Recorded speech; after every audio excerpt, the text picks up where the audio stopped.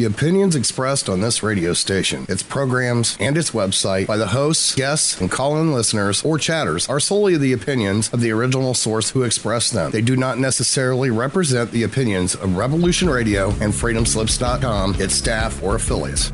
You're listening to Revolution Radio, FreedomSlips.com, 100% listener-supported radio, and now we return you to your host.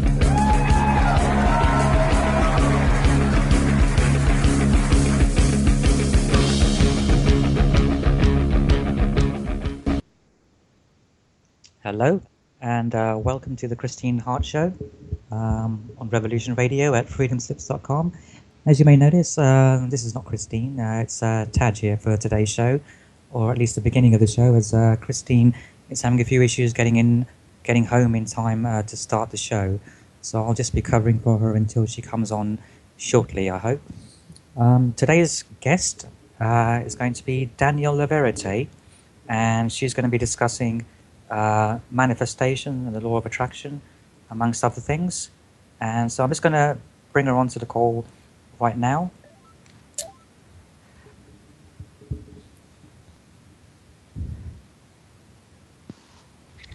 Hello. Hi, Danielle. Hi, Todd. How are you?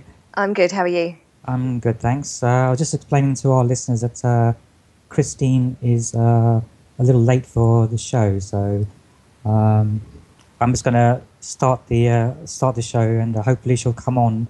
Okay. How are you today, then? Yeah. I'm good. I'm getting ready to wind down now for the next few days and take a break and regroup and rest and things. Right. So, yeah, it's good. What are you doing for Christmas then? I've got a really quiet one this year, actually. My children are away this Christmas, so it's just me and some of my friends are going to come and stay.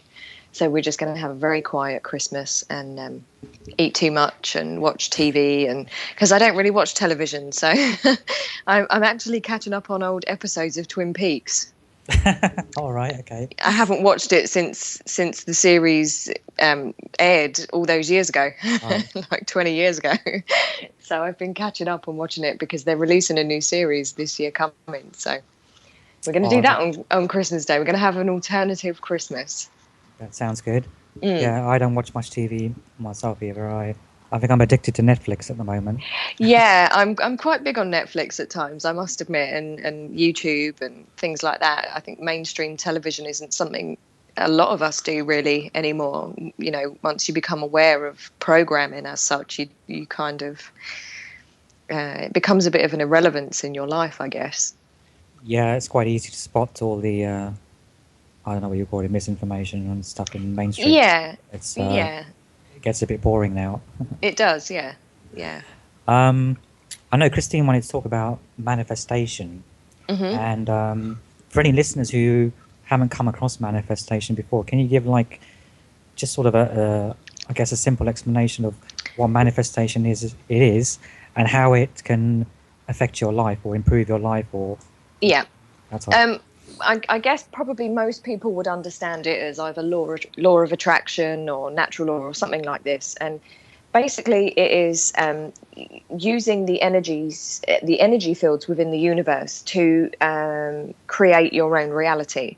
So whereas kind of most of us would go through life believing that life is happening to us, actually we're happening to life, and all of us, every minute of every single day, are manifesting by default until we learn how to manifest on purpose, intentionally. And once you learn how to do that, you can start to change the events that occur in your life and create much more positive experiences within your life. And through various tools kind of all joined together, you can build an entire picture of the life you want. You can visualize it. You can force it into your physical reality. Okay. Is kind of the main crux of it. And there are people, I've come across a lot of people who have an issue with it because they believe it's greedy or it's selfish or, whatever. But the fact of the matter really is that all of us have this ability within us. We're all made of exactly the same energy. We all have the ability. It's a choice as to whether we decide to use it or not. And there are some incredibly famous people who do use it and have created incredible lives for themselves. But then we all have different ideas of what a great life would be, and Right. we can all steer ourselves in whichever direction we choose. It really, I guess it really depends a lot on how willing you are to dedicate yourself to it, because it's more of a it's a lifestyle as opposed to an opt-in, opt-out kind of thing. Once you start doing it, you have to practice Right. Okay. properly, otherwise it's not going to work for you. So how would manifestation work? For example, if someone is leading a life where they seem to always have bad luck, and they always, they've lost their job, or they have a failed relationship. I mean, why are they manifesting like only Dreadful bad things, things. dreadful things in their Well, life? there's two reasons why, really. Firstly is our thoughts. Our thoughts become things, and it's not, that's a bit of a misleading statement, but it's quite a familiar one. It's not the thought as such that creates it, it's the feeling attached to it. So if you are constantly in a negative frame of mind, if you have had a lot of what would be classed as negative experiences in your life, you will expect the worst. Right. Okay. And the universe acts basically as a mirror. It's a complete reflection of you, and the events that take place in your life mirror the inside of you. So whatever is going on within you is going to somehow appear in your outward world. So if you are somebody, if you've grown up in a household where poverty is rife, and you are aware consistently of struggling for money, struggling to pay the bills, struggling to buy food, all of those things, and you hear your parents discuss that all the time, and we can't have this, we haven't got the money, you will have immediate resistance to attracting money into your life, because you have grown up with a sense of lack. You see scarcity, and the universe will mirror that, because all you can tell it is what you believe about money, which is it's hard to come by, there isn't enough of it, we don't have enough, we can't afford this. And once your belief system is cemented, the universe will replicate exactly what you're telling it. And when the feeling is attached to that thought, it will, that's where the replication comes from. It's the feelings of anxiety, of dread, of worry, of stress, all of those things. Give it the power to expand. The energy stream will expand, and the universe will present to you exactly what you tell it. So if you tell it you're poor, if you tell it you have no money, if you tell it money is hard to come by, all it can deliver you is exactly what you've told it. It's basically like typing a program or an order into Amazon, for instance, telling it what you want, and then being surprised when that exact thing turns up on your doorstep. That's pretty much how it works. And there is another side to it, though. The universe, at times, when we're in the manifestation process, the energies change in our environment consistently. And there are times where when you're changing jobs, or when you're moving house, anything that would be like a big thing in your life, the universe needs to remove old energies to move you further along in this process. So there will be times where events occur that seem horrendous. It seems like everything's falling apart. You're losing your job, you're losing your house, your relationships are splitting up, all of those things. And you'll be thinking, why? What have I done to deserve this? I'm a good person. It isn't about that. It is literally about the universe removing old energies. It's killing off the old energies in order for new things to come into your world. But because we're so physically focused, most people don't understand that this is a process within the universe, within your place within the universe. Mm-hmm. So we see these events as horrible and tragic and heartbreaking.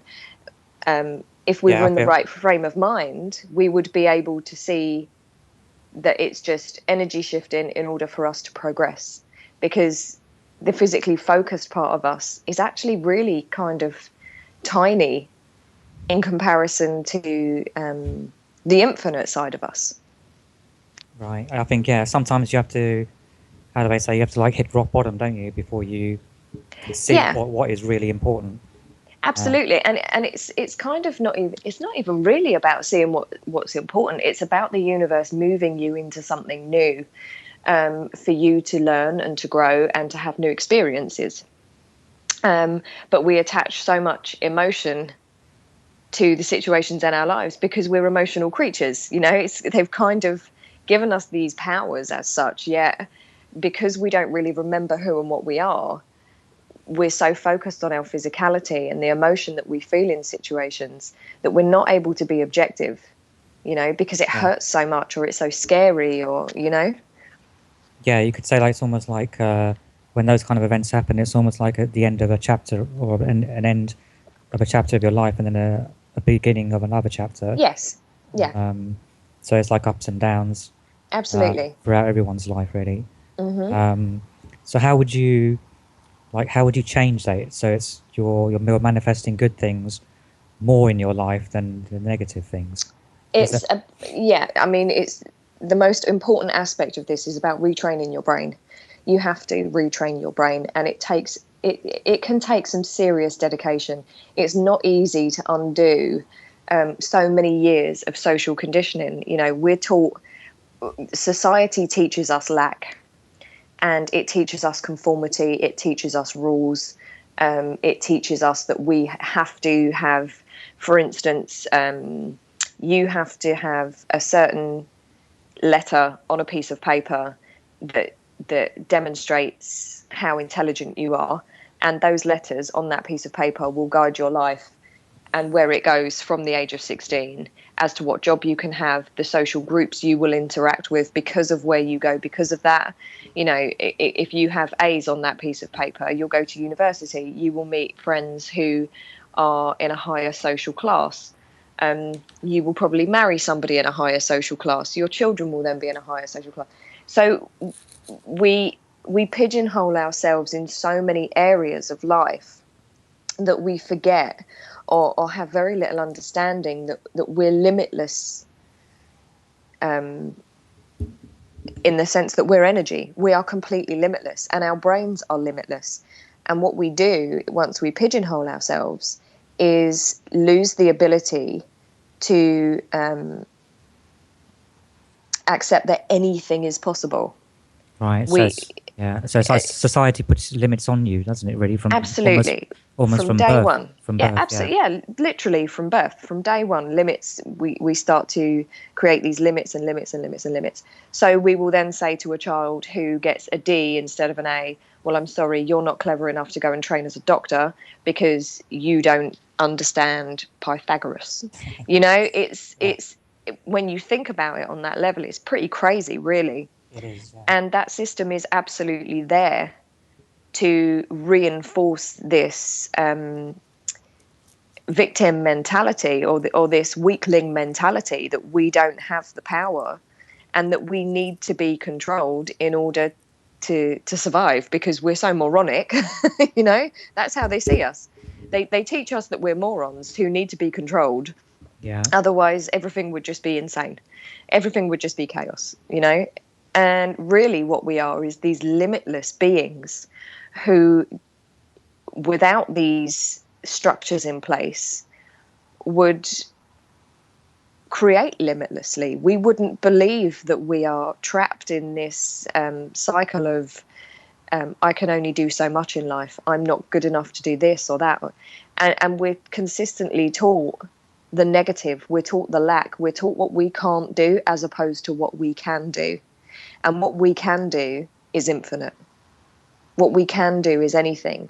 So we have to go through a process of retraining our minds into the positive and into this state of limitlessness, where your thoughts are on I can as opposed to I can't.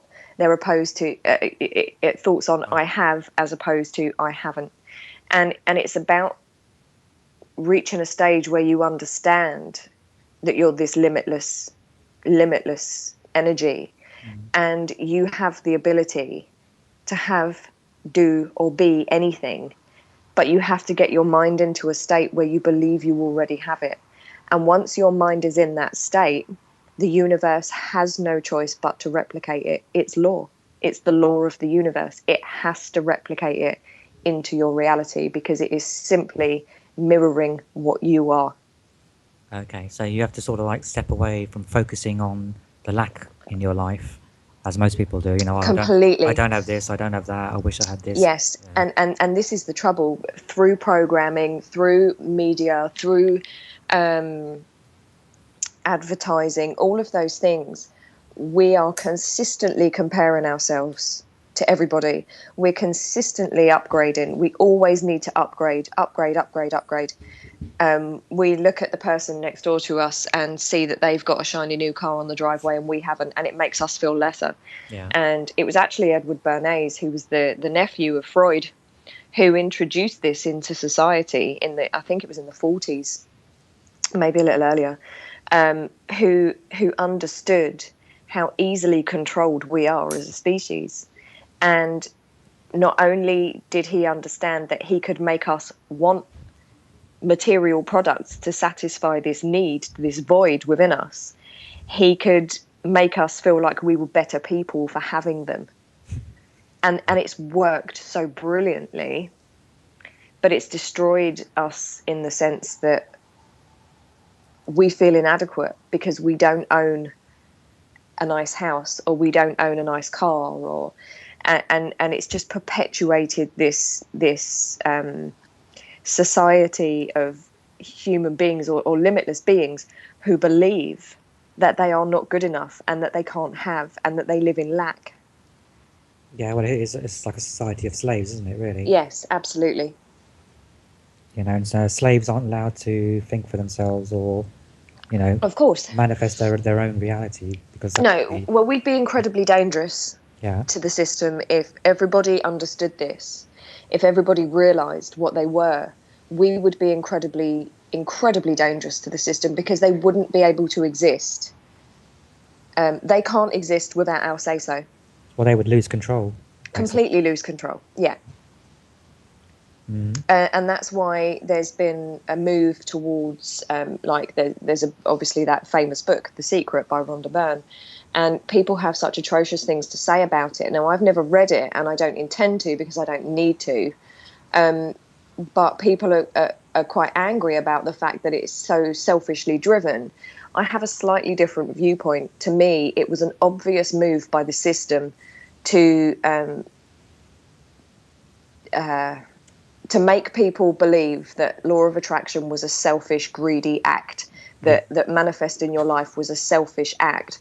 Because if everybody did what Rhonda Byrne has done, then the system would not function. So, of course, they need to create their divide and rule yet again.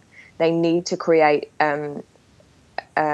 hysteria within people who believe it's selfish to manifest your life. Well, to me, it cannot be a selfish process.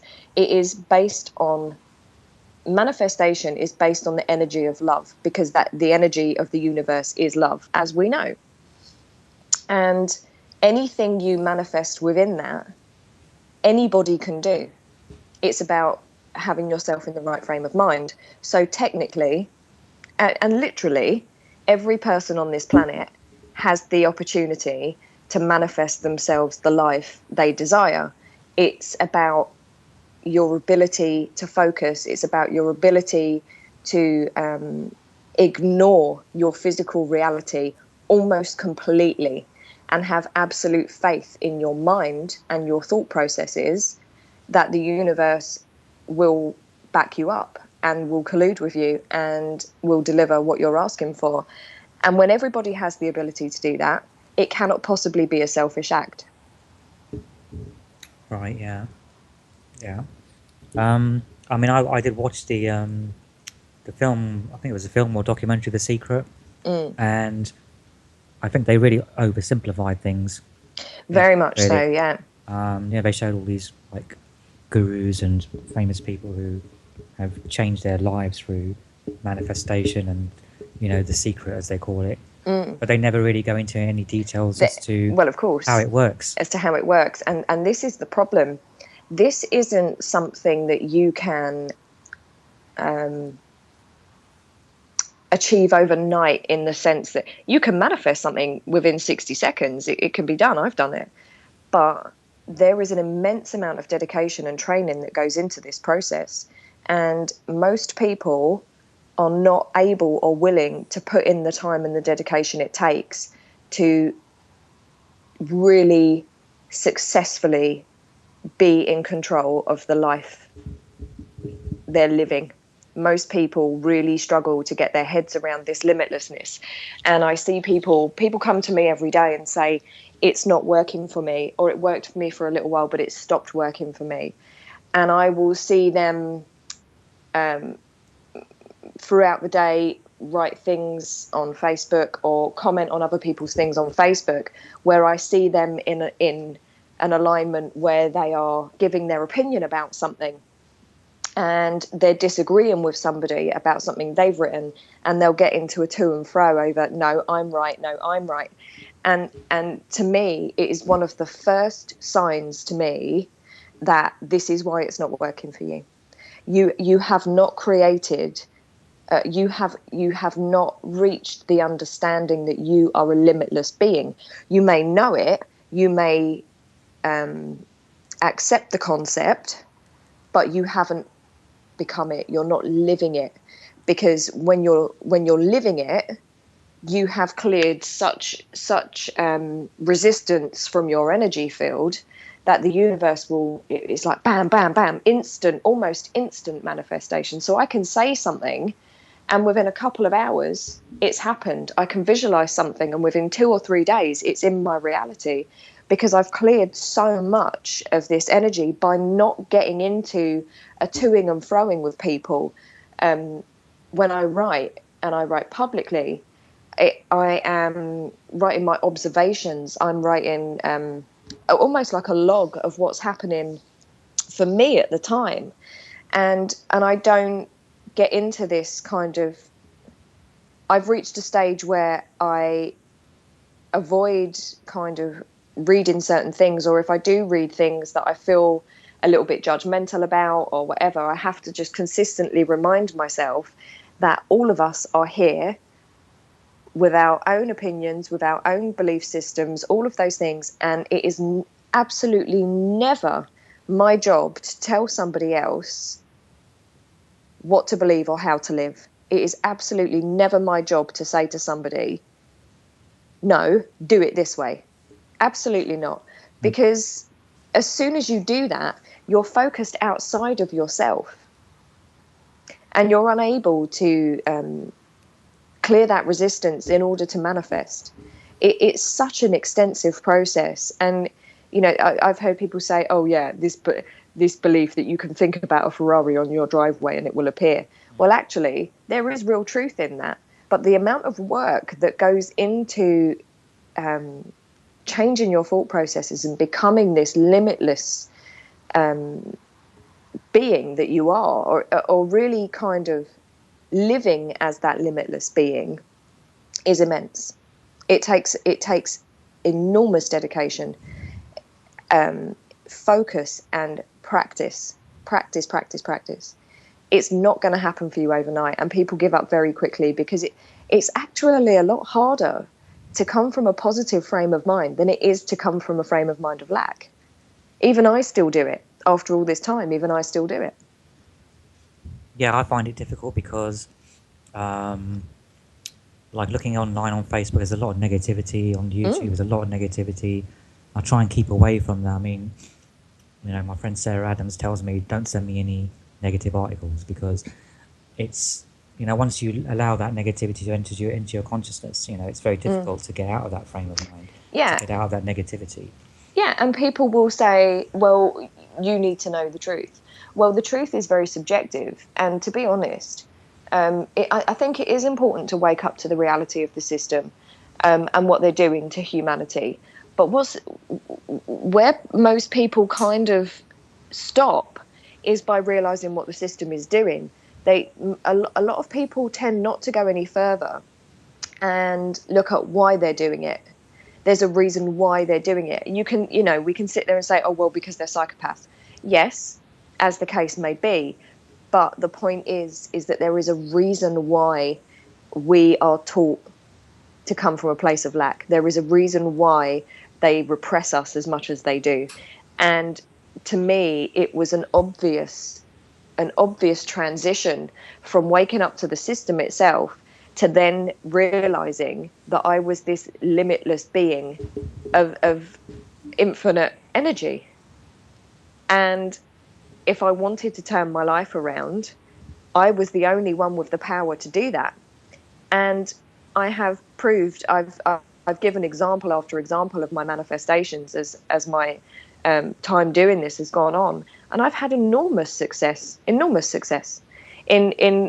to me what I wanted to do with my life, where I wanted to go, what I wanted to happen. And I've manifested enormous, what would seem enormous to the universe. A penny is the same as 10 million pounds. There's no difference. We see it as different, but the universe doesn't. It can deliver anything you want, whether it's 1 penny or 10 million pound coins. It's of no odds to the universe. The only thing that stands in your way is you, because the universe is literally you're like a magnet. It is trying to throw stuff at you, and we repel it, and we believe that we know what we want, when actually a lot of the time we haven't got a clue. And most people will say, oh, I've got no resistance to money. I'd love money. Well, you have, because resistance doesn't mean you don't want money. Resistance means you are blocked from receiving it because of your belief systems. And it's only when you strip down your belief systems completely and you rebuild them, in the sense that you don't have what would be classed as technically a belief system in anything. You become limitless in the sense that you can say, I'm willing to allow everything wonderful to happen to me. Today's going to be an amazing day. The phrase "I'm willing" changes your life. It allows the universe to fill in the gaps. And if you were creating a vision board, for instance, of what you wanted out of your life, and you sat down, say, for instance, you were on Pinterest and you sat down and you thought, right, this is the life I want to create. I can pick any image from across the world and put it in this pin board. Would you ever pick bad stuff to put in that vision board? You wouldn't, would you? No, you would never even dream of putting something negative or bad in it. So why do we do that in our minds? Why is it okay to put negative thoughts, feelings, and experiences in our minds when we would never dream of putting it in a vision board that is going to come into our reality? And it really is as straightforward as that. You have to almost break. It's kind of, I always used to say when I was going through the initial process of changing my thought processes, it was almost like I was MK Ultra in myself. This 36 years of... you have to deprogram yourself. Absolutely deprogram yourself. Completely deprogram yourself. You have to get rid of any religious belief that you've had. You have to remove any socially constructed beliefs that you've had. And it fascinates me. You have to change the way you use language, even. Completely change the way you write, the way you speak, the way you think. Everything has to change. Everything. I'm guessing you've also, as this process starts, the people around you will change. People will leave you, or people will come into your life, because a lot of what you're doing, they may not agree with, or you may just have negative people around you. And because regardless of whether it's a person or a chair, we're all made, there's an energy that vibrates from us, that radiates from us. And there are going to be times where your alignment changes, and people that you've had in your life for a long time will radiate out of your reality. And it can be very difficult when you've had close friendships with people and they will disappear, and you'll kind of go, oh, that's, it's really sad. It feels really sad. But all it is just a change in alignment. And Einstein said, if you want to understand the universe, you have to think of it in terms of energy. And he's absolutely right. I see everything I do now in terms of energy. Every conversation, every action, everything I do, I see in terms of energy. And once you can get into that frame of mind, you will manifest like the speed of light. And you have to be careful what you say, or what you think, because it will come into your reality so fast. And I quite often, I'll say something and then I'll go, no, delete, remove it, so that the universe doesn't pick up on that vibration and immediately bring it to me. I picked up a glass in the kitchen earlier and said to my friend, I can't believe I haven't broken any of these glasses yet. And then I went, oh God, no. Straight away, no. Because it does happen that fast for me now. Yeah, people talk about like raising your vibration, and do you know, like, how is that linked to like manifestation? I mean, if you raise your vibration, how does that affect your manifestation abilities? It's if you look at it on a scale, raising your vibration basically means you are clearing your energy field of any blockage. The higher your vibration, the closer you are to the thing that you want to manifest into your reality. The lower your vibration, the denser you are. So the universe cannot bring it to you because you're too clogged up. It's as straightforward as that. So the happier you are, the quicker your manifestations will come into your life. The unhappier you are, the slower they'll come, if ever, and you'll probably attract lots of things that don't feel very good, because it's going to just mirror what you are. Right. So if you're unhappy, the universe is going to deliver a lot of situations that compound that unhappiness. If you're very happy, it will bring you lots of situations that are really great. Right. So do you like, is it easier to manifest if you do like certain things like meditation or energy work or? Yeah, there are methods of clearing your energy, and meditation is probably one of the best, because we lose balance in society so quickly now because there's so much pressure on us, and because we look at life in such a physically focused way, we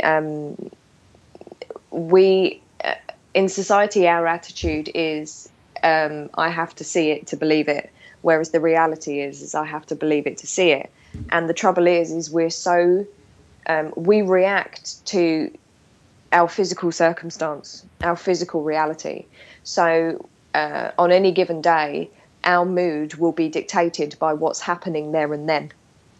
And it will cause your energy to fluctuate, and you will very quickly your energy field will block, and you will form a lot of resistance. You need to keep your energy flowing around your body as efficiently as possible. So meditation is a really fantastic way of doing that. And it shuts your mind off. The monkey mind, it closes monkey mind off, and you focus on your breathing. And being able to breathe right is so vital in regulating your energy field and regulating your mind. Actually, your breathing is really there to regulate your mind. Our minds are here to help us stay safe. They're here to help us get across the street without getting hit by a car, that kind of thing, logical situations. It is not there for us to make huge life decisions. And most people use their mind in order to make those decisions, when actually we're supposed to use our heart mind to make our decisions in life. So meditation will clear that field. It will align the body's chakras. It will allow your pineal gland to decalcify and really activate, in order for you to have that connection to realistically what is just this universal Wi-Fi network. and it's very important to have that in balance, and meditation is just one of the most effective ways. And I do 15 minutes a day, and that's it, because we're not here to be comatose in meditation for our lives. We're physically focused for a reason. We're supposed to be here experiencing. 15 minutes a day is more than enough. If I'm having a particularly difficult day, maybe I'll do half an hour. But I usually, as standard practice, I do 15 minutes a day, and that's more than enough to realign my energy. And sage washing is really effective. Okay, that's good. Okay, I wanted to go through, like, let's say I wanted to manifest something in my life. If you can go like step by step what I would do. So if I gave you an example, like I listened to your podcast the other day about relationships and that. And so if I wanted to bring a person into my life, then how would I manifest that? Like step by step. How would I go about doing that? Well, there's various different tools you can use, and it really depends on the individual and what works for you. There's different things for different people. I can, for instance, now as I've become more practiced, a lot of the time I don't have to use all of the tools to my disposal, because some things are more effective for me than others, and I just won't waste my time doing them if I don't have to. Right. I'll cut corners. A vision board is really great.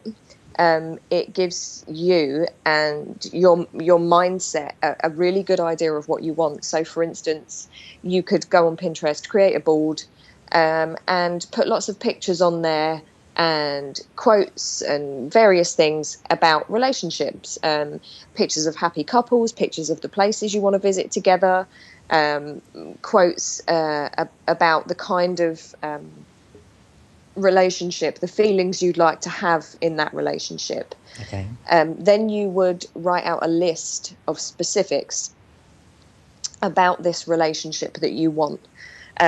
How it's more about how you want to feel in the relationship. Right. So you would say, for instance, I want somebody who is really active in helping me with the housework, and it really makes me happy that I have that help, for instance.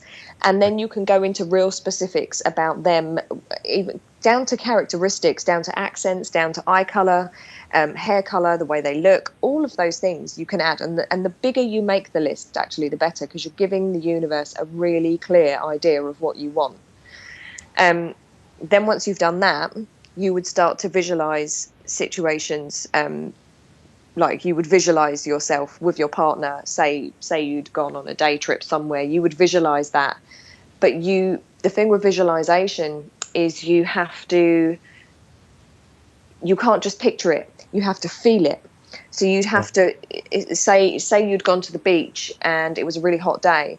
You'd have to really focus on feeling the warmth of the sun on your face, feeling the sand under your feet, holding the hand of your partner, and feeling that elation of being with them, and really, really feel it. And if you're a newbie, like 7 days of that same visualization, to really cement it to the universe is it would be a minimum of 7 days. Then you would add other things. So you need to make physical space in your life for somebody. So if you live on your own, for instance, and you've lived on your own for a long time, your home would be geared up for a single person, Yeah. So you would make space. If it was somebody, if you wanted the kind of relationship where somebody lived with you, you would make space in your wardrobe for their clothes. You would make space in the drawers. You would make space in the bathroom for their products, things like that. Literally making physical space in your life for this person to come along. And then I would even go as far as writing out text messages, for instance. You know, the kind of text messages you send to someone when you first met them and it's all lovely and wonderful. You know, you'd go as far as writing out those text messages, pretending to send them, and then imagining yourself receiving that message and how lovely it feels. And you have to create the feeling of someone already being there. You basically have to behave like you have already got that relationship in your life. Okay. And the universe has to pick up on that vibration because it's always listening to you, and it has to force it into your physical reality. It has to deliver it to you. And usually it will deliver it in a way that is so spectacular that even you couldn't have imagined up yourself. I mean, I even went as far as making an extra cup of tea or coffee. You know, you can go that far with it just to get you into this space where you're behaving like somebody really is there, because you can't ask for it and then get into a mindset of waiting for it, because all the universe can deliver is you waiting for it. You have to believe it's already yours. You have to behave like it's already yours. And then at the end of the day, every day, do a gratitude list and add that relationship into your gratitude list. Add all of the wonderful things that you appreciate about your partner. Write them all out if you have to. I mean, I'm at a stage where I do it in my head as a process now. But my daughter, I've had my daughter writing hers out for the last 2 months. Add all of those things. Add how wonderful they are to you. Add how fabulous you feel that they're around, and how much fun you have together. How grateful you are for all the places you visit together. All of those things. Add them into your gratitude list every day, like you already have that relationship. You have to behave like it's already yours. And once you do, the universe has to deliver. And it can be difficult because it can take a little bit of time for the universe to pick up on that vibration. And you do reach a stage sometimes where it gets a bit frustrating, because there's only so long anybody can pretend they have something without it actually being there before you start to think, oh, this is getting a bit silly, or I'm getting stressed now, I'm still waiting, you know. A couple of months of making 2 cups of tea might be a little bit weird. Yeah, well, it took me, I think it took me probably the first time I did it, it took October, November, December, January. So it took 4 months of behaving that way for the universe to deliver it into my reality. Okay, that's interesting. So it can, you know, I know people that it's taken 18 months. And even when the universe delivers it, what you have to remember is that you don't attract what you want, you attract what you are. So while the universe will deliver everything on that list, it will also deliver some surprises. So you have to be very aware that if there is anything within you that is a little bit off of balance, or something that you haven't worked on within yourself, you're also going to attract that when this person comes along. So, and I have experience of this. So if you are lacking in self-worth, for instance, you will attract a relationship where the other person treats you with as much worth as you treat yourself. So you may find yourself in a situation where you have a partner who isn't as genuine as you thought they were, and it doesn't work out. And you're kind of sitting there scratching your head thinking, how did I get this so wrong? The universe delivered everything I wanted, but this was wrong and it didn't work out. Well, the universe is just giving you what you are. So unless you've worked on yourself, unless you are completely comfortable with who and what you are, the universe will deliver exactly what you are. And it will seem like a glitch, but actually it's just a warning sign to you that you haven't quite got it right yet, because you haven't quite fixed yourself yet. You know, you haven't cleaned yourself up vibration-wise yet. And you kind of have to go back to the drawing board and start again. And this is where people stumble, because it will go wrong and they'll think, well, we'll see it as having gone wrong, when actually it hasn't. It's given us everything we asked for, just things that we don't always realise we're asking for. And people give up because they think, oh, no, it's gone wrong. What do I do now? I've got it wrong. What did I do? And as time goes on, you begin to understand that there's little things within you actually that need work. And that would be what people would call shadow work. You know, the shadow aspect of you that you don't realise is there. So what exactly is shadow work? Can you explain that briefly?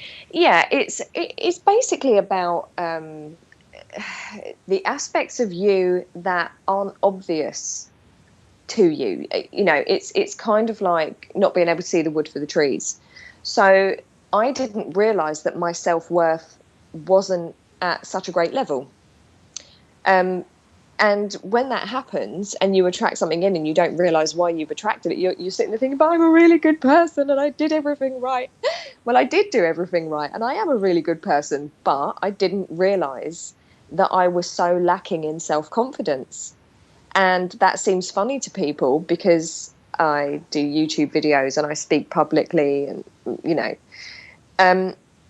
but in a relationship sense, I didn't feel that worthy of somebody that I thought was really great, you know, and that reflected in my life because I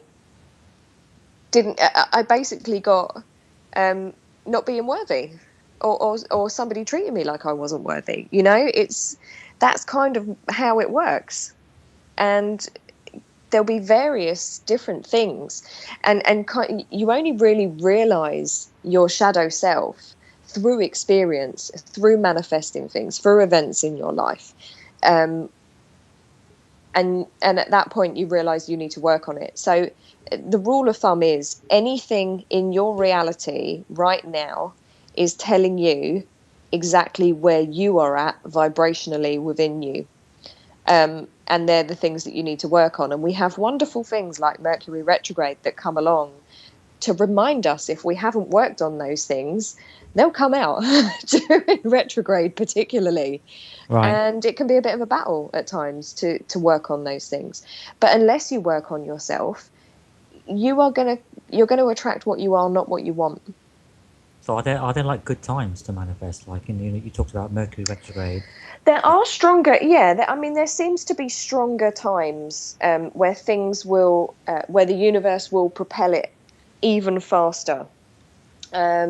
Mercury retrograde is really a time for shadow work. It really is a time for anything coming up that you haven't worked on and that you haven't cleaned up within you will come out during retrograde. And it, you know, people dread retrograde. They're terrified of it because it brings so many issues for us in other areas, like never sign legal contracts, never make travel plans,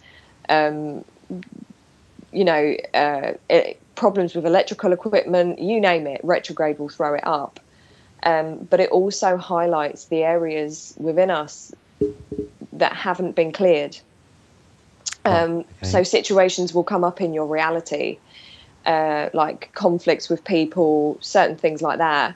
And you'll realize actually that you need to work on those areas of yourself. And the trouble is when we're judging other people, what we're doing is we're not actually realizing that rather than saying to these people, don't think that, don't do this, those people are actually there because we have created them they've basically manifested into our reality. And for whatever any given situation, these people are showing us what we are. Danielle, so when Christine's just come online. I'm just going to bring oh her. lovely. I'm just going to add her to the call now.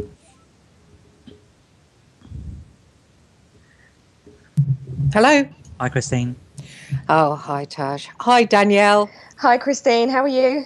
Good. Sorry, I'm late for my own show. It's like being late for your own funeral or something, isn't it?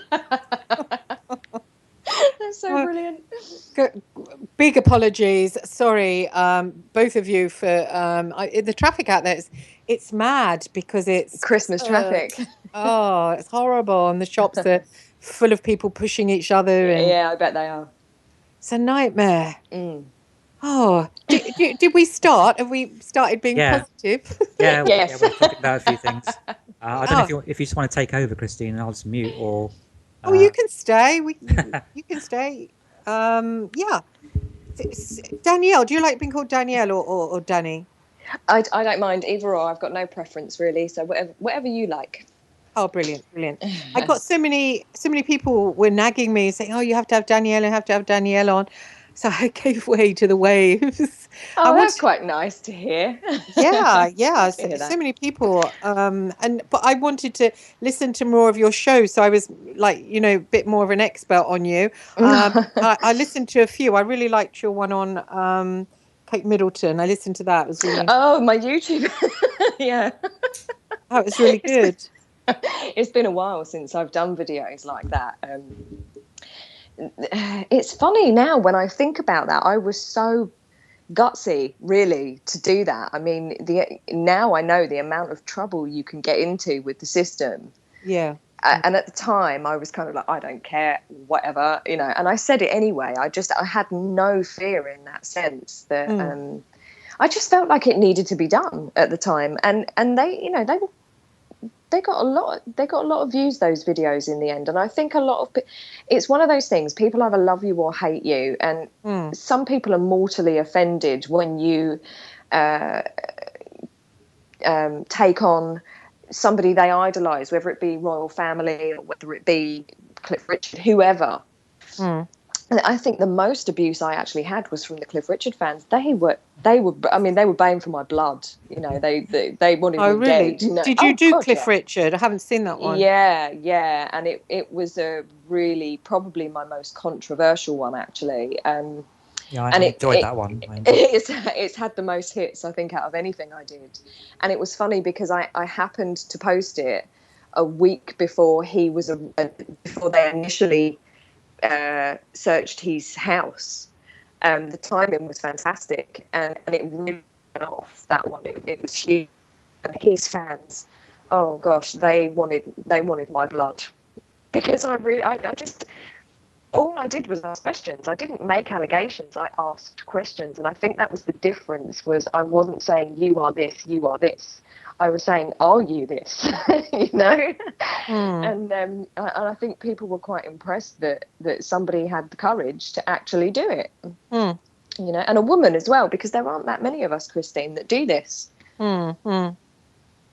Yeah. So what are you doing now? You do a lot of stuff on schools, and what direction are you thinking of moving into? Well, I've started kind of. I do a lot of tarot reading at the moment, and that really is just to kind of bring money in. It's I love doing it, but it can be quite exhausting because you're using a lot of your energy and you're absorbing a lot of people's energy. And that's kind of where I'm earning money to pay the bills and survive. But next year, it's like, the universe absolutely has conspired to kind of bring this to me, and I was kind of in a bit of a phase where I wasn't sure exactly where I wanted to go, and I felt like no matter how much time, no matter how many hours I was putting in, I wasn't able to help as many people as I wanted to, and I wasn't able to bring in as much money as I needed to pay the bills and keep a roof over mine and the children's head, And I've always kind of worked on this book. I've had this book that I've been writing for years and years and years. And then every few months, it kind of changes direction. And I'm like, okay, I've written all of this. Now I'm starting to think about this. And I realized that actually it's this huge process of writing this book has turned into about 10 different books. So I kind of know what I want it to be now. And I'm going to spend the first few months of the year getting this book complete, getting it polished, getting it done, and getting it out. And I want to focus a lot more next year on going back into speaking engagements. I really enjoyed being able to do that because you can do it on a much bigger scale than kind of helping people in a one-on-one basis. And I really want to be able to put information out en masse, kind of like you do on the radio, but I just kind of feel comfortable at a podium Events. with a cup of tea. Yeah, you were good at basis. That was really good. But then you were good on the YouTube, so you shouldn't lose that, I don't think. Yeah, I think the YouTube thing, it can be difficult because you lose your anonymity completely. And I didn't realize when I first put a video out, it never in a million years occurred to me that people would watch it, which sounds ridiculous because it's a YouTube video, and B, that anybody would be so opinionated about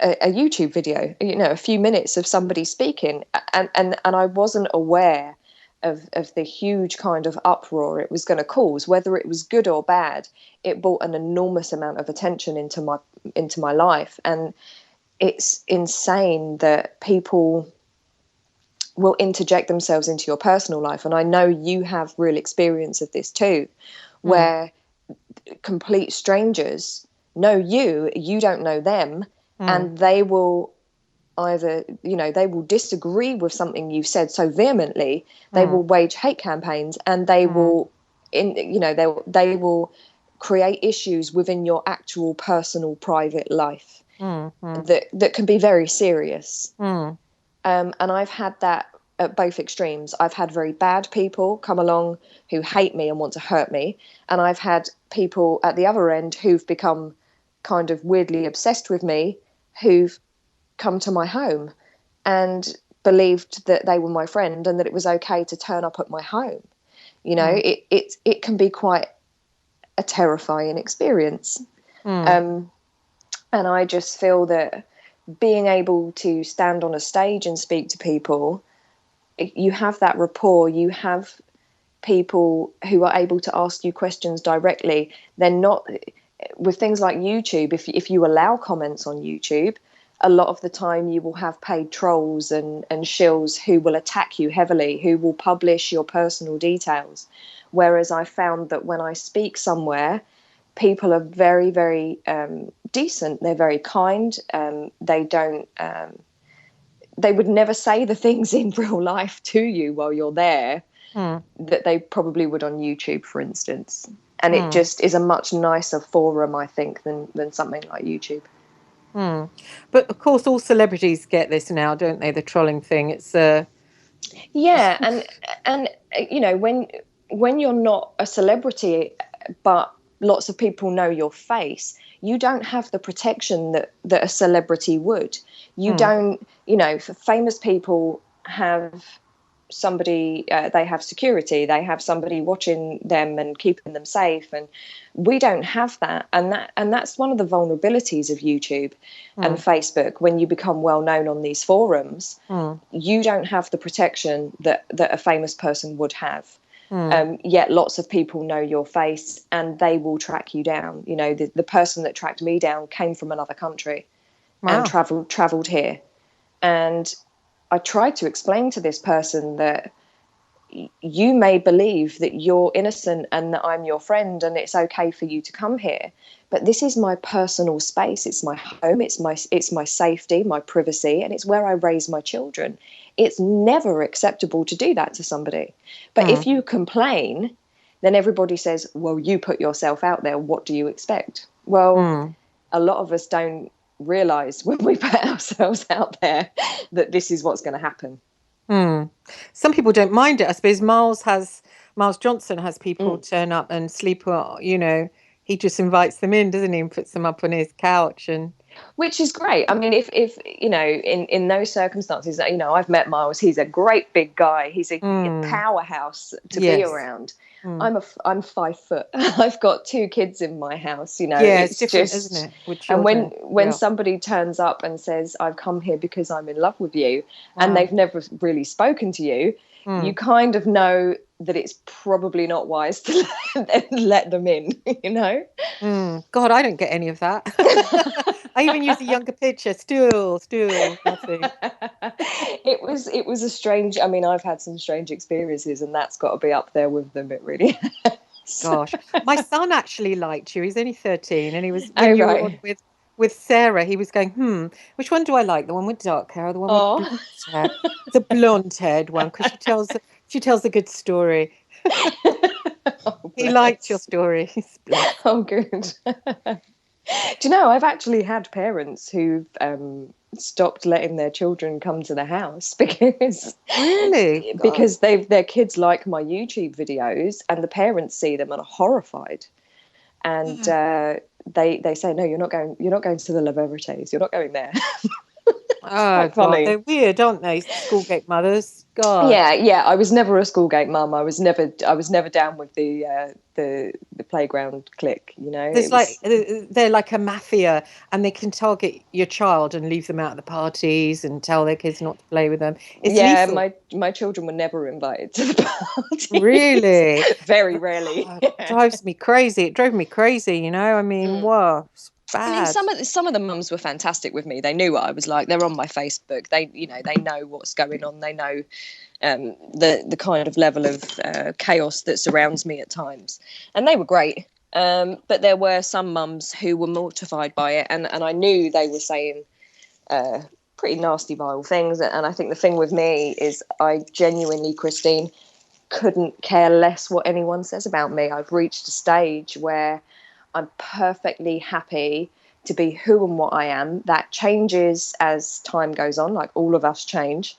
Things that I would have said and done 2 years ago, I wouldn't dream of saying or doing now, because we evolve, we change, and people they like to keep us in this, in their perception of us. They will keep us there, and sometimes they'll do it for years. You know, oh, I know that person and I don't like them.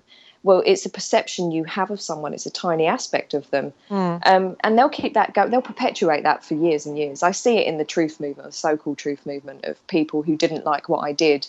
And now I'm kind of focused in different areas. Oh, you're a charlatan because you're doing this now, or you're doing that. And they don't understand that actually if you are open and you are aware of your infinite nature, you're gonna change, you're gonna evolve, and it isn't anyone's place to tell you that you can't. You know, and if they feel the need to control you in that sense, then there's something wrong with them. So I genuinely couldn't care less what anyone says about me, what they think about me. It's lovely when people like you. Of course it is. It's always nice. And it's lovely if people come to me and say, you said something the other day that really resonated with me, and I'm really grateful because it came at the right time. Then that is fantastic, because that's why all of us do what we do. We all do this because we want to help. We want to make things better. And it's great to hear that. But the people who don't like me, there's no need for them to contact me. To me, if I don't like something, I don't look at it. I don't go near it. Why you would feel the need to go and say to someone, I don't like you, stop now. I mean, as if you're ever going to go, Strange. oh, okay, yeah, I'll stop. You know, so they're odd. People can be incredibly odd, bless them. I know, trolls are weird. My one I had for years and years contacting me and saying, oh, you and your serial killers. That was years ago. Yeah. I was interested in serial killers because of the mind control aspect. Well, I didn't know it was because of that. And then when I found out it was MK Ultra, you kind of move on then, because you think, oh, that's why, you know, and then you study. I was studying monarch mind control, you know, it's sort of, then you move on from that, and that's like yesterday, you know. Yeah, So, and this is and they keep you in this preconceived, you know, alignment that they believe you are forever, for the rest of your life. We all have 1,000,001 different interests, and anybody with any sense will move into different areas of interest in their lives and work and whatever else, in order to grow and evolve and to experience new things in life. And why people feel this need to constantly look outside of themselves and tell other people that it's not okay for them to change and grow, it's bizarre to me. I just find it very odd. I was just thinking, it's Max Beer's birthday today, isn't it? It is, yeah. That's weird. It is. That was just such a huge shock that day. It just was astounding when that happened. It's so sad, really, that people come and they have the courage to speak publicly. They have the courage to come out and say, this is what's going on. This is what they're doing to us. This is what I've been through. To kind of overcome the ridicule, because that's, again, is what happens. And to then find find yourself in a position like Max did in the end. And obviously for Sarah as well, it's horrific. Just Like horrific. I saw him on Channel 4 that time, and he was like down that alleyway and saying to the guy about the reptilians. I mean, nobody says that really on TV, and apart No. from David Icke, he had such guts. And I said to him, you know, that was amazing. He was typical humble. He said, "Oh, do you think so? Oh, thanks very much." Oh, you know, he was real humble, wasn't he? Oh, absolutely. When I did the Basis conference and he and Sarah spoke, and you know, us guys spent that couple of days together, and they're just, you know, like you said, he was so humble. They were just the loveliest people. Him and Sarah were just the loveliest people. And I saw the things that were said about Sarah. I saw the things that were said about Max, and you know, it's so easy for people to comment and for them to make a judgment. And it's something I just refuse to do now, because until you've met somebody, you haven't got a clue. You simply do not. Unfortunately, there's a lot of paranoia that comes with this movement, and everything is a conspiracy. There's kind of no end to what's a conspiracy. And I've seen awful things said to Sarah, really horrendous things said to her. And I just think, my God, I watched those two together over that weekend, and they were so in love. And it's just so sad that people, if it was, they don't stop to think that if it was them and it was their partner or their family member, how they would feel if they then received a barrage of hatred from people. They just don't get it. Yeah, I didn't know what to say today to people. You don't know what to say to Vanessa, and you know, about, God, she's completely destroyed, isn't she? And I think all we can really do is hope that wherever Max is now, that he's free and he's not. He must have suffered really, in the sense of constantly being under surveillance, the constant worrying of looking over his shoulder and all of those things. You know, you just kind of got to really hope that he is somewhere much, much more peaceful now. Nobody knows what happened or why it was, No. I guess why it was is because he was about the light, wasn't he? I mean, I didn't get him when he came on the show, and I was like, oh God, he's so peaceful. And a lot of the time I was in a bad mood and I wanted to speak to someone a bit feisty, a bit angry. And, you know, I tend to like men that are quite angry, and he's just completely the opposite. And whenever I tried to talk about anything, you know, sort of angry, or he would like try and sort of turn it. And I remember coming off the show thinking, oh my God, he's driving me crazy. But I sort of, the penny dropped about who he was and, you know, what he was about. And he kind of touched me in a certain way. He just had that power to, you know, to sort of bring that loving energy, and not in a sort of a poncy, weak way, you know, that sort Absolutely, yeah. And you know, he was actually very shy. That, you know, me and my friend both kind of commented on how shy and quiet he really was. You know, he wasn't. There was no arrogance about Max whatsoever. Not an ounce of arrogance about that man. He was incredibly humble. He was such a kind, nice person. He was delightful to me that weekend. You know, he was very supportive, and you know, right, you know, we all kind of stood there, me, him and Sarah, said, right, we're all in this together, we can do this, we'll all get each other through it, it'll be fine. You know, they were lovely people. And I just think it really is a huge loss. It's a horrible loss. Yeah, there's no one going to stand in and take his place, really, in that way. No, and you know, Miles had said to me, we were all supposed to do another basis not long after Max had died, and you know, he said, would you take Max's space? And I just couldn't do it. Yeah, of course. Yeah. I couldn't fill Max's shoes. I was like, God, no, I can't do that. You know, no one can do that. Yeah, you know? It's like that channeling that love thing. I mean, God, I've never met anyone that's done that before, apart from when Yeah. you see movies of Jesus doing it, like Robert Powell, that kind Yes. of, it's really, Mm. amazing. Oh, Hmm. what a loss. It And is a then when you real see, sad.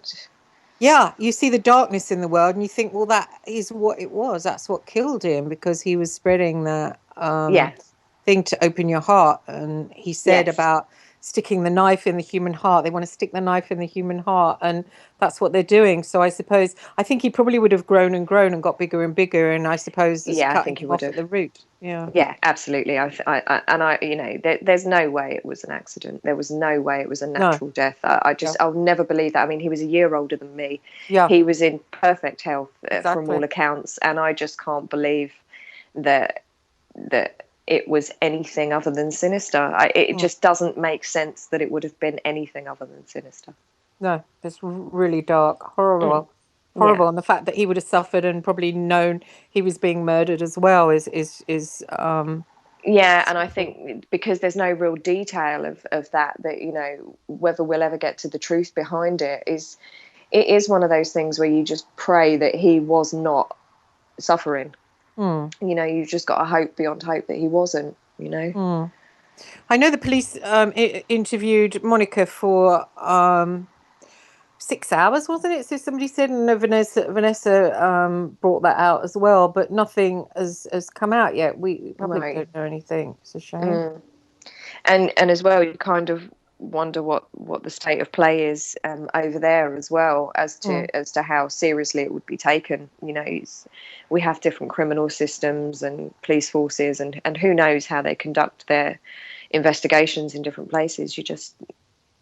You've got to hope that at some point the truth of it comes out, but I'd be very surprised if it does, to be honest. Yeah, me too, because it's probably dark forces, isn't it? It's Well, probably, exactly, yeah, yeah. and realistically, what are the chances? I mean, there's no end of these kinds of murders that have taken place, and that we'll never know the truth of. When you're talking about, it sounds like a silly comparison, but when you think of the MI5 agent that was found padlocked in a bag and he'd apparently committed suicide and had 2 gunshot wounds in his head, this is the level of system you're dealing with. And that was a much bigger public story, and nobody questioned it. Getting to the root of these things is virtually impossible. Yes, it is, isn't it? And you do a lot on the school system, don't you, about the education system and Yes. all that kind of stuff? Because somebody said I was doing a few shows on that Darren Shan. I don't know if you've heard of him. No. He's a children's book writer, and I was doing a lot on the. Somebody said, "Oh, you to speak to Danielle La Verite on that subject." And I didn't get a chance to, but I don't know if you've come across that before. The children being taught quite horrible things. I do an awful lot of work on the school system. I'm very aware of it because my children are still in it. And I've come to blows with my daughter's school in particular, with a primary school at first with both the children. I think they had a huge party the day that my son left because I was a nightmare for them. I just wouldn't let it go. And people used to say to me, "You can't do that. Don't do that. You'll get in more trouble than it's worth." No, absolutely not. You have to stand up to these people. And I really honestly have reached a stage where I believe that bullying is not something children learn realistically at home or from their friends. They learn it within the school system because teachers bully children into complying, into doing what they want them to do. It isn't about education. It is about forcing those kids to be what they want them to be, which is controlled slaves. And they need to slave them up to make sure that they then go off and be good slaves as grown-ups. And if you do not comply, then you are gonna face the punishment.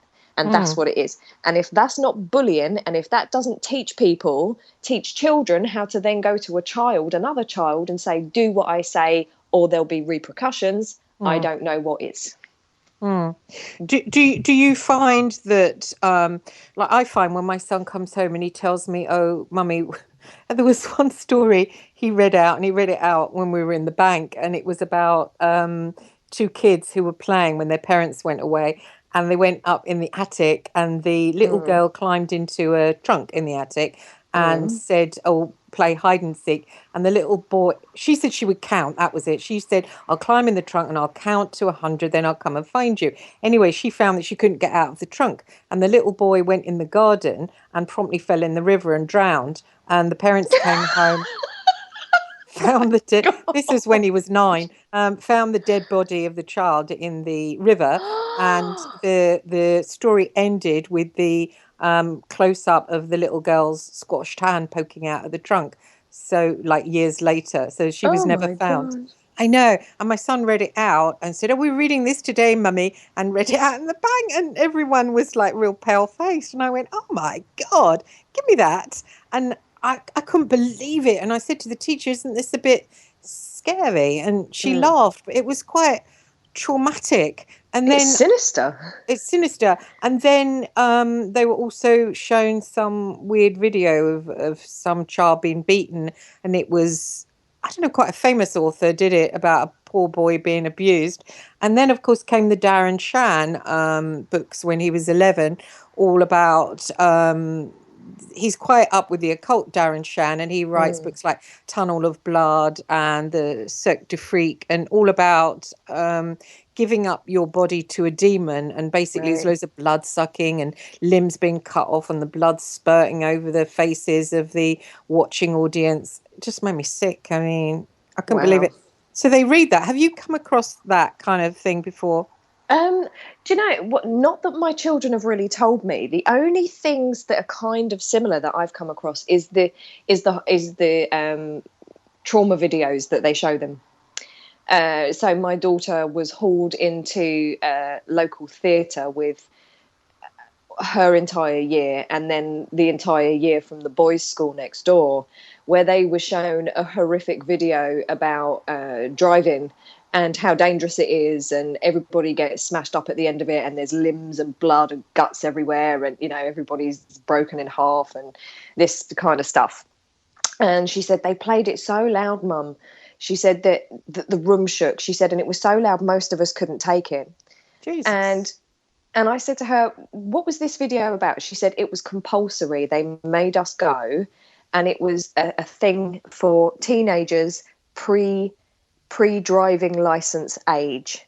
So basically, they fill these kids with horrendous trauma about how dangerous driving is before they're even old enough to get a provisional license. So all of those kids are now going to go into driving lessons thinking, "Oh my God, this is terrifying. I'm going to die." It's just insane. Of course, there's dangers. There's danger to everything you do. There's in your own home, you're more likely to have a lethal accident in your home than you are anywhere else. And yet they find the need to show these trauma videos. It's insane. And it is to upset the kid. I mean, I even remember as a child, there was a BBC series. We used to have like a TV room at the top of the school. And I remember being a really small kid, and they used to show us a program on BBC Two, and it was this alien robot thing. And it was petrifying. I can't remember the name of it, but I remember being scared witless by this robot kind of androgynous robot person that was actually an alien who would stalk children and steal children. And I was terrified. So I've got my own experience of it, but not so much book-wise from my children. They've never come home and said, "Oh, we've been given this to read." I get a lot of common purpose stuff that I refuse to entertain, and I'll actually write on it. I post a lot of the pictures on Facebook. I'll write, "This is common purpose. Unless you give me something sensible for my child to work on, it will not be done." It won't be What completed. is that, common purpose? Common core, like ridiculous, nonsensical maths, for instance, or English, where they will say, instead of 2 + 2 is 4, they will say, roughly, what is 2 + 2? Things like that, where it is just nonsensical. There's no answer, as such. It's left open to interpretation. Common Core started in America a few years ago. It is so insidious. They do it with maths, they do it with English. It's one of my biggest bugbears within the school system, because you're not actually teaching the kids anything definitive. You're giving them roughly what is 2 plus 2. I mean, what nonsense is that? It's odd today. We have to, tell our kids to get degrees because, it's going to be even tougher when they leave school. But then, it's difficult, isn't it? Because part of you sort of thinks, well, do I want them to, study sort of loads of nonsense, really? Sometimes it's nonsense, Yeah, a lot of the time it is nonsense. It's nonsensical. And realistically, to me, university, what it really is a way for you to get yourself into an enormous amount of debt without really learning very much at all. Because how many people are coming out of university now and actually going into the field that they studied? It's so hard to get a job now, even when you have a great degree. That you're coming out with just an enormous amount of debt and a job in a fast food restaurant. It's hard to know what to tell the kids what to do, isn't it? It's my daughter wants to go to university, and I've said to her, if that's what you want to do, then by all means you go and do it. It is your choice. I would never tell her that she can't do it.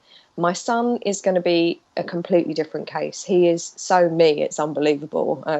He's 11 years old and he's already working with his own set of tarot cards. Cool. Yeah, he is much more creative in that sense, and he despises school. I mean, I have the dramas I have with him some days because he's so depressed at the idea of being stuck in this basically concentration camp all day long because he knows it's wrong. He's always, from 3 years old when he started nursery, he would grip onto the door frames and they'd have to pull him in by his feet. And that was every day through his entire school life. And now it's got to the stage where he's in secondary school and I have to trust him to go there on his own. There are days I sit there and think, please let him have turned up, because he hates it so much. And I said to him, Sonny, you have to play the game, that you have to take part sometimes in this system. You have to.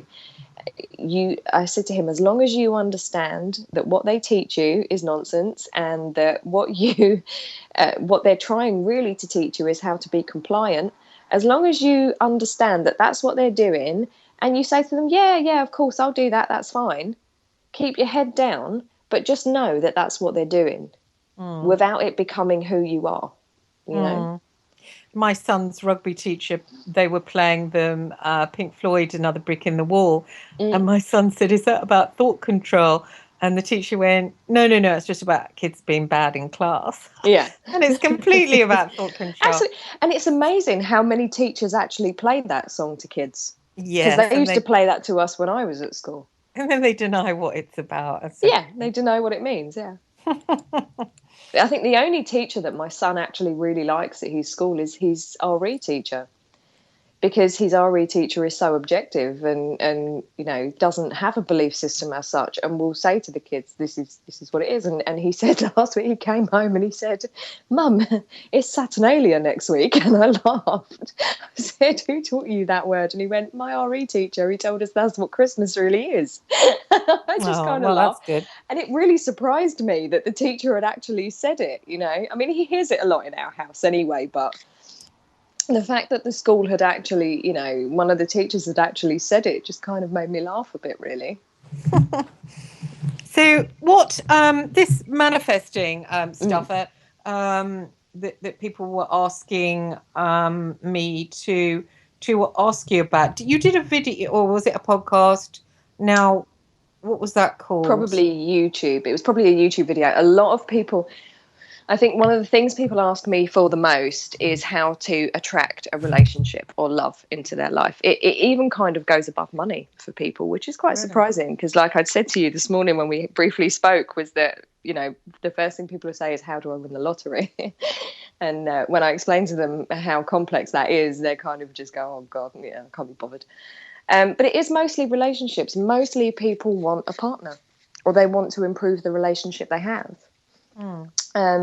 So a lot of my focus kind of goes towards helping people work that out and achieve that.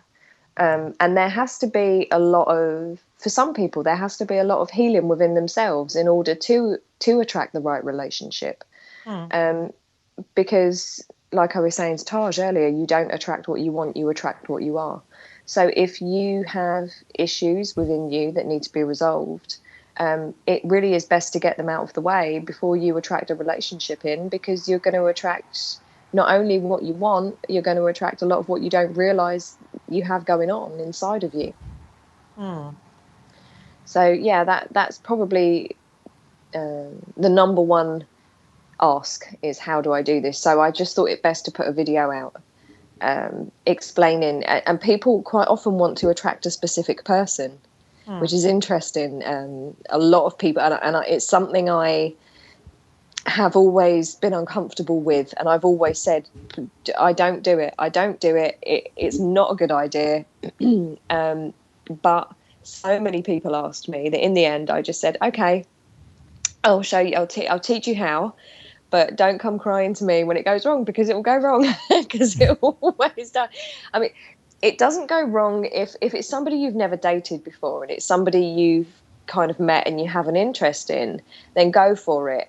If it's an ex you're trying to re-attract back into your life, it is a really bad idea. I've done it myself and it never ends well. It just never ends well, because there's a reason why you're not together anymore, you know? I find worrying at the moment being single that I never see anyone that I feel attracted to, you know? Yeah. And do you know, that's exactly my problem. You know, people say to me all the time, how come you haven't got a partner? Why? You know, you seem nice and all of these things. Why? It's very rare for me to feel that connection with somebody. Very rare. And it's awful. And you kind of wish you were one of those women that could go on a date every night and just pick someone.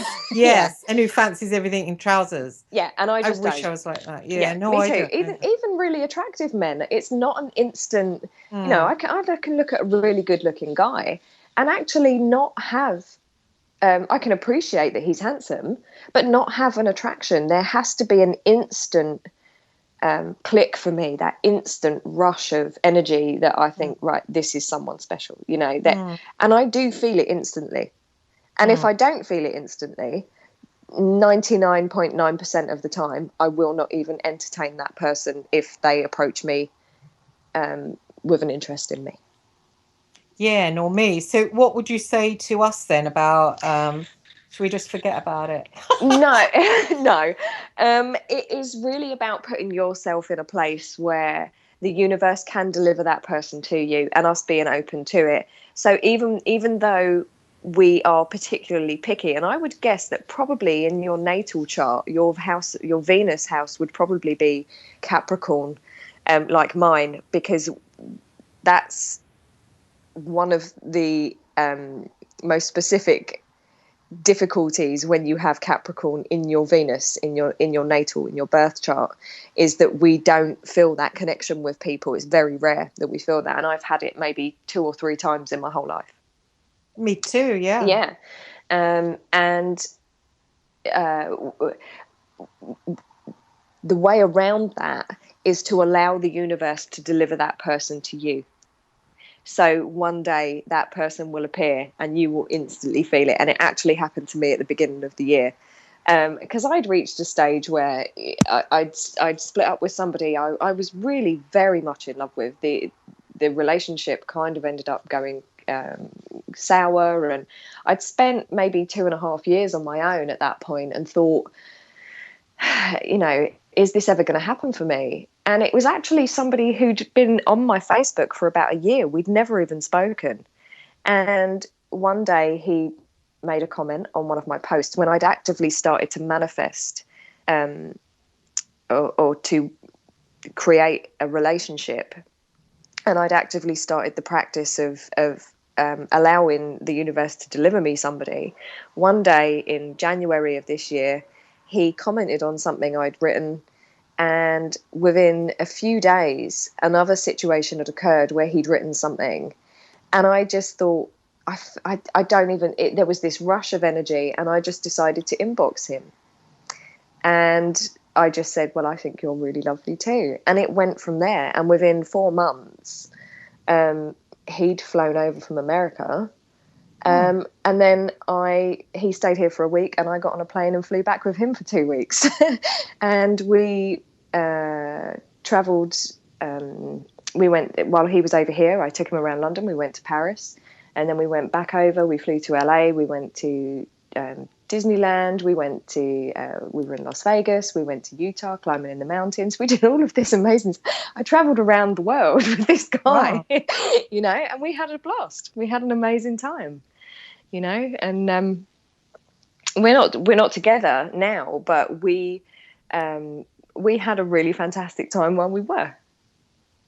So it does work. It will happen. You just have to adopt the process and allow the universe to deliver. And that's something a lot of us have a problem with. It's called deliberate receiving, which is a term I absolutely adore.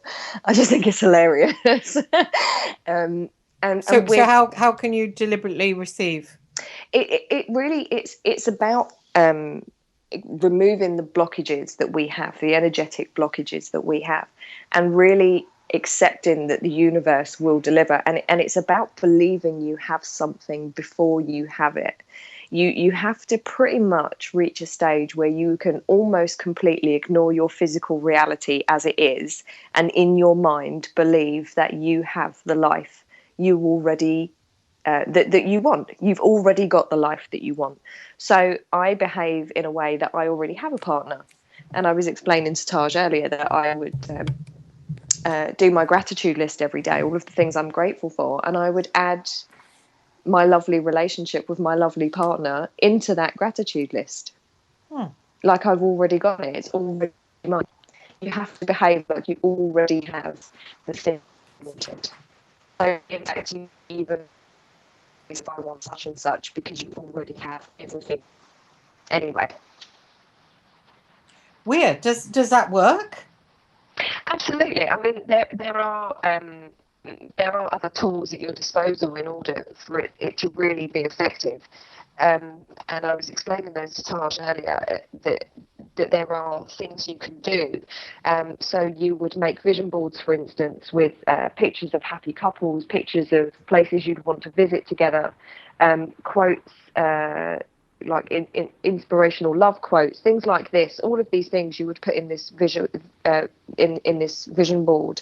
Then you would write out your list of specifications of somebody that you want in your life, how you want to feel in that relationship, and then all of the characteristics that you'd like in this person, even down to their family members. You can be, I was that specific, right down to the kind of family that this person had and how nice they were, and down to the way they look, their eye color, their accent, you name it. You can add all of it. And then you go for a process where you visualize this in your mind. So our imagination is actually our ability to manifest into our reality. Our imagination isn't just there to daydream. It's actually there to create what we want into real life, into physical, solid, real life. So I would go through a visualization process, and I would pick out certain aspects of what I wanted, and I would visualize myself there. And like I said to Taj earlier, you don't just picture it in your mind. You physically immerse yourself in that scene. Physically immerse yourself to the point where if it's warm, if you're at the beach and it's warm, you can feel the sun on your face. You can feel the sand under your feet. And I actually had a visualization where I was on the beach and I was at the edge of the water. And you know where the sand is wet and it feels kind of spongy under your feet, and then I would feel the water rush over my feet and feel how cold it was. And that visualization actually took place in real life, and I stood on Newport Beach in California, and that happened. Wow. And I videoed it and actually posted it on my Facebook because it had been part of my visualization process, and the universe delivered it. In what surrounded it was so spectacular. The journey that surrounded getting there was so incredible, because it will deliver so much more on top of what you've asked for. it will deliver in such an incredible way. You just couldn't have even imagined it yourself. So I'll have times where I'll visualize the silliest of little things. Like I've got one at the moment where I can feel like a fluffy rug as I get out of bed. I can feel like a white fluffy rug under my feet, and then I can feel wooden floor as part of it's part of a much bigger visualization that I'm working on. But I know that at some point in the next few months, I'll be somewhere and I'll be having an amazing experience, and then I'll go, gosh, that's the rug. That's the rug I pictured. Because it happened because I'd had this visualization of deep carpet under my feet. And one day I'd walked into my boyfriend's bedroom in Las Vegas, and I thought, I love this carpet. And then I realized my feet were on this really thick carpet that I'd visualized in my mind. I was like, oh my gosh, there's the carpet as well. So was it your mind psychically telling you that was what was going to happen in the future? No, it's not. It's not a psychic vision. I do have psychic visions, but they're separate from this. This is something I choose to picture. I choose the visualization I'm going to have. So I'll decide, like, right, I want this to happen, this particular event to happen in my life. So I'll visualize myself there experiencing it. You know, like if you've got a party to go to and it's one you're really excited about, and before you go, you'll picture in your head how it will play out sometimes, don't you? You'll kind of think, oh, maybe I'll speak to this person or that person, and you'll picture yourself in the dress you're wearing or whatever. It's basically like that, but you're in control of it. You're deciding what you want to appear in your reality at some stage. And you just kind of, once you've visualized it, you then let it go and just know that the universe is going to bring it to you. I manifest clothes. Like there was a dress that I'd wanted for about a year and I couldn't afford it at all. It was way out of my price range. And I thought, what am I doing? I know how to get this dress. So for, I think it was 3 minutes I spent in total, visualized myself wearing this dress, how it would feel. I was touching the material. I could see myself and physically feel myself wearing it. And within 3 days, I'd manifested this dress into my reality, and it's hanging on my wardrobe door at the moment. Wow. How did you go and buy it? I'd gone onto the website. It had been posted on Facebook. The dress, the company that it was a vestry dress, and the picture was on their website. And this dress had been out of stock for about a year. And it came up about 3 days later after this visualization. It appeared as a sponsored advert on my Facebook, and I clicked on it. It was the last one in stock. And it was that particular day, there was an offer that if it was your first purchase online with Vestry, you got 30% off. So I got the dress way, way cheaper than it should have been. And I could then afford it. And there it was. Is that the law of attraction? Yeah, absolutely. That's basically what manifestation is. It's deliberate manifestation as opposed to manifesting by default. It's using the energies within the universe to create a better life and a happier life for you and for other people, because you can create for others as well. Is that like the book The Secret? Taj and I spoke about that earlier. I've never read The Secret, and while I know it's been effective for people, it's not something I would ever read, and I certainly wouldn't recommend it, because it's kind of like a Hollywood version of how the law of attraction works, and it's not going to work for most people because it doesn't explain the real inner workings. It didn't work for me. No, because it doesn't explain. You have to have the understanding of the universe and how it works and how you fit into that in order for this to work for you. And there are people who've been enormously successful. Oprah Winfrey, for instance, is somebody who's used law of attraction to manifest the life she has. That there's a boxer at the moment called Conor McGregor, an Irish guy. He's used it to create the life he has. And for me, it works very, very well. But it's because it's a lifestyle. It has to become who you are as opposed to something you just do. and the thought processes that you have to change. You have to retrain your brain almost in an MK Ultra kind of manner to adjust so that the universe, so that you are a finely tuned instrument for the universe to produce what you're asking for. Even though what we're producing is selfish mostly. Well, see, this is the thing, and that was something else I said to Taj earlier, is people will say it's selfish, but realistically, to me, every single person on this planet, we are manifesting every second of every day of our lives. And law of attraction explains that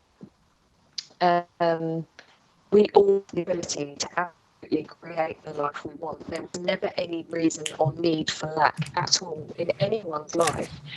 We are completely in control. Each one of us is the center of our own universe, and as such, we have the ability to create absolutely anything in our existence.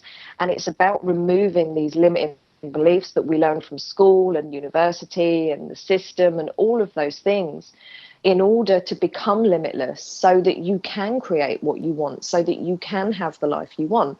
So it can't be selfish if every single person has the ability to do that. We could all make £1 million if we wanted to, using the energy within us and the universe. It's not really of interest to me to have a lot of money. It's never really something that's bothered me.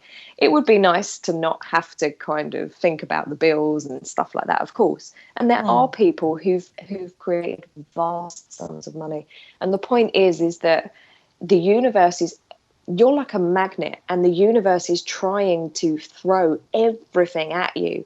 And one of the things we've been taught is that it's greedy to want money.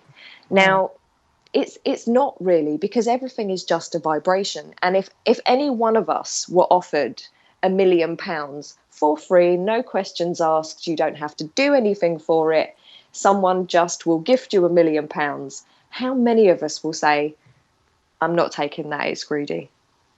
I don't think there's many of us that would turn it down, to be honest. I mean, really, would we?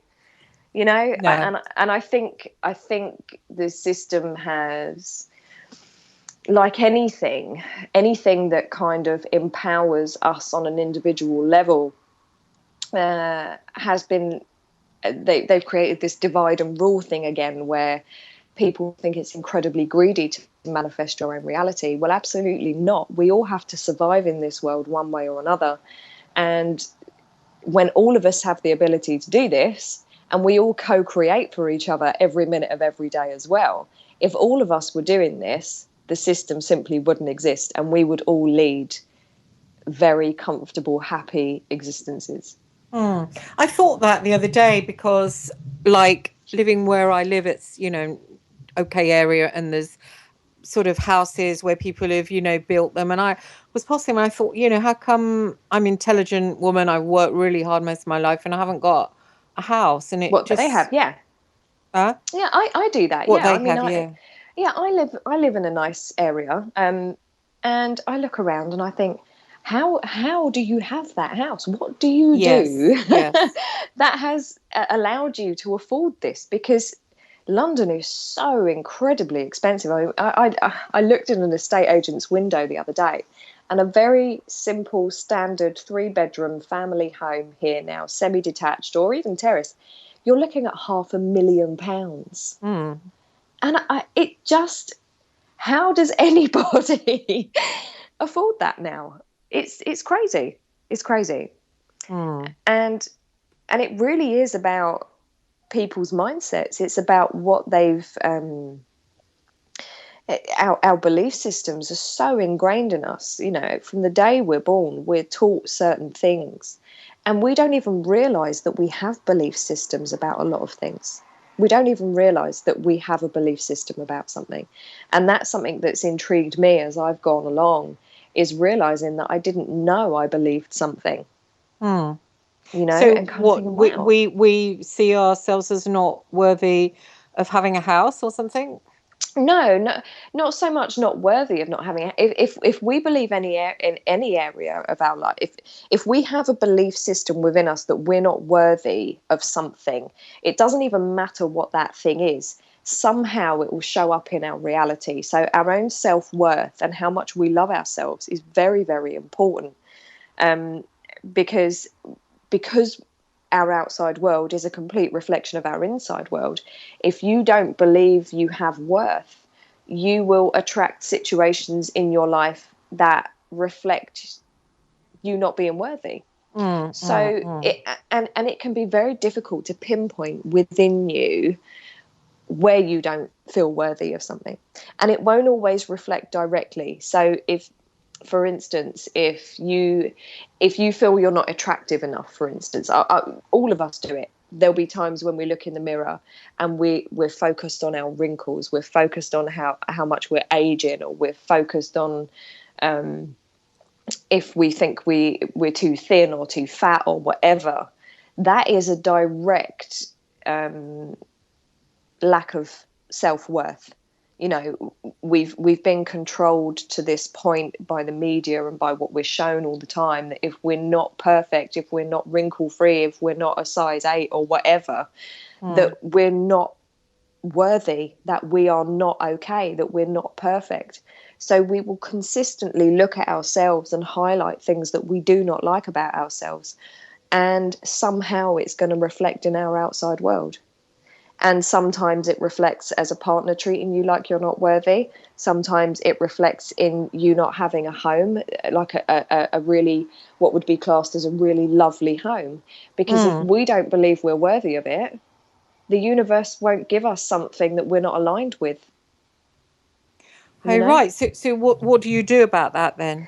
You have to polish yourself up, work on your shadow self. You have to find yourself in a place where you understand that whatever you look like, whatever size you are, whatever shape you are, whatever wrinkles you may or may not have, you have to understand that you are perfection.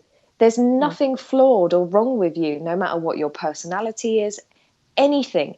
At any given moment, you are perfect, because you're this incredible, infinite source of energy that came into physical being.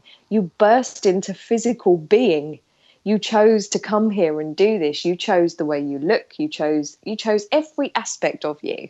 And it's only when we come here and we're so corrupted by the media and what we're shown all the time that all of a sudden we think we're not perfect.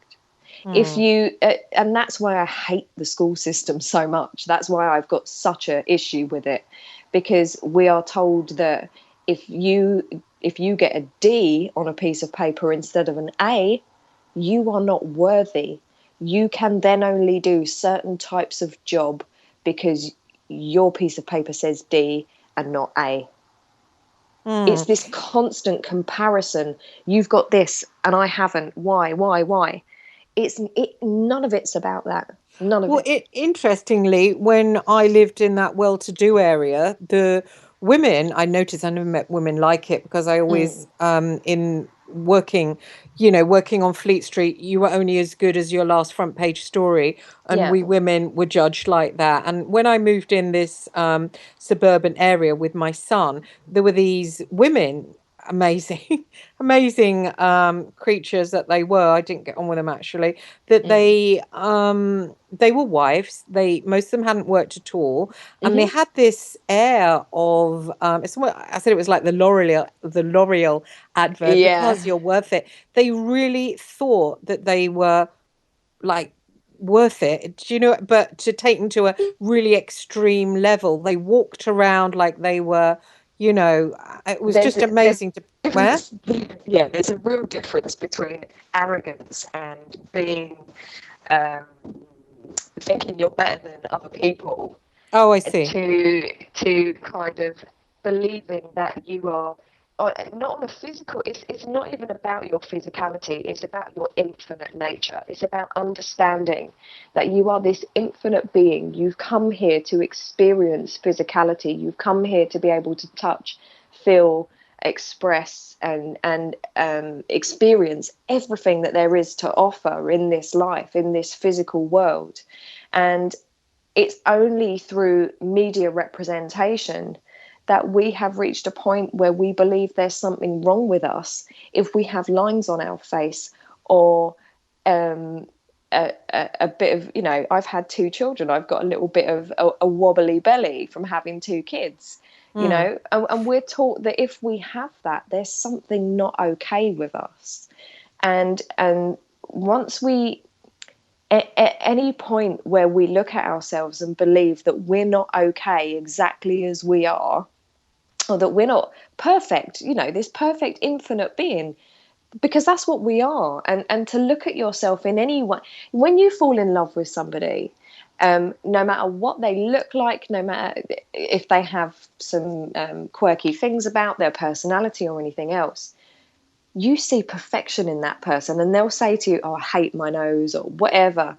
And they'll say, don't be ridiculous. You're perfect exactly as you are, because they're seeing you from that infinite source of love. And they only see perfection. And that's how we must learn to look at ourselves, is we must learn to give ourselves as much love as we give to other people. Mm-hmm. And it was once we interesting. do that, we then find that what we're attracting into our world is actually a real lovely, the lovely reflection of us, as opposed to the negative, difficult reflection of us.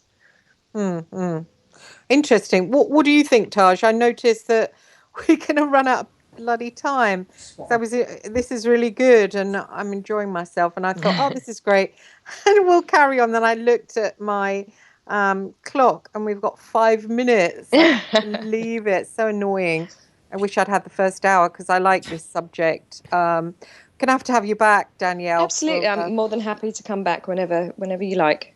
Brilliant, because I could talk about this for hours. It's quite interesting, because I really don't manifest good, not at all. I mean, just it is about self-belief. It must be. And then I do see women that do believe in themselves. They do have a better esteem than me. And some of them are very spiritual, and they're good people. And, you just think, and they get more, and you think, it's just that, isn't it? You get the life you think you deserve. And if you, even watching a TV program like that one on Sunday night, My Mother and Other Strangers, I mean, the woman in it, she believes she's worth it. She has men all around her. And there's another one having the shit beaten out of her, because she looks like she deserves the shitty end of the stick. Yeah, and it really is. So much of this is about self-worth and really caring about yourself as much as you care about others, and a lot of us don't do that.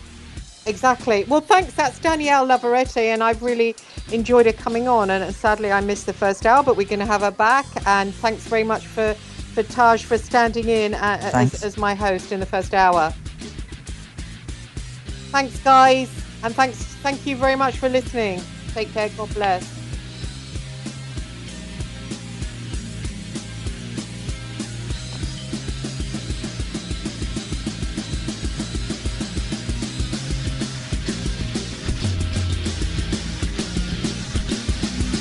Thank you for listening to Revolution